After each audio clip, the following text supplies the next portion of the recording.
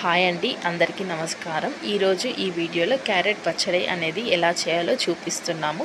దానికోసమని ఒక ప్యాన్ పెట్టి దాంట్లో ఒక స్పూన్ ఆవాలు, కొన్ని మెంతులు, ఒక స్పూనున్నర జీలకర్ర దూరగా వేయించుకొని పౌడర్ చేసి ఒక గిన్నెలో తీసుకోండి.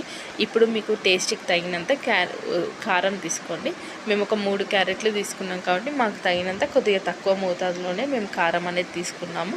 అలాగే ఎంతైతే తీసుకుంటున్నామో దాంట్లో సగం వచ్చి సాల్ట్ అనేది తీసుకోవాలి. అలాగే వెల్లిపాయలు బాగా మిక్సీ పట్టుకొని ఆ పేస్ట్ కూడా దీంట్లో వేసి బాగా కలుపుకోండి. ఉప్పు, కారం, ఆవాలు, మెంతులు, జీలకర్ర పొడి, ఈ వెల్లిపాయల పేస్ట్ అనేది మొత్తం బాగా కలవాలి. దీని తర్వాత మనం క్యారెట్ని చిన్న చిన్న ముక్కలుగా కట్ చేసుకొని ఆ ముక్కలు కూడా వేసి ఈ ఉప్పు, కారం, వెల్లిపాయ ముద్ద, అలాగే ఆవపొడి, మెంతిపొడి, జీలకర్ర పొడి వేసాం కదా, ఇవంతా ముక్కలకి బాగా కలిసేటట్టు కలుపుకోవాలి. అలాగే తర్వాత ఒక కప్పుడు వచ్చి నూనె పోసుకోండి. ఆ నూనె కూడా పోసి బాగా కలపాలి. ఒక 2 నిమ్మకాయ చెక్కలు పిండుకొని అది గింజలు లేకుండా ఆ నిమ్మకాయ రసాన్ని కూడా పోసి బాగా కలుపుకోవాలి. ఇదంతా బాగా కలుపుకున్నాక ఒక ఎయిర్ టైట్ బాక్స్లో వేసుకొని ఒక 3 డేస్ పక్కన పెట్టండి. ఏంటంటే ముక్క అనేది బాగా ఊరాలి. మన నిమ్మకాయ వేసాం కదా, దీనివల్ల ముక్కకు అనేది స్వీట్నెస్ ఉండదు, పోయి మంచి పచ్చడి టేస్ట్ అనేది వస్తుంది.